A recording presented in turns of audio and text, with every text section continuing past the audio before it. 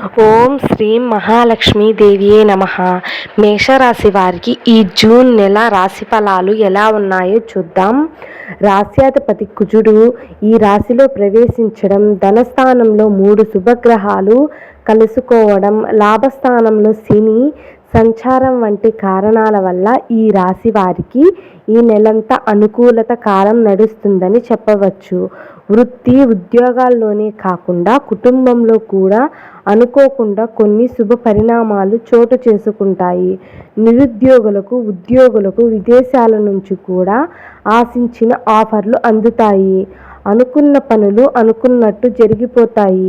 వృత్తి ఉద్యోగాలలో సానుకూల మార్పులకు అవకాశం ఉంది.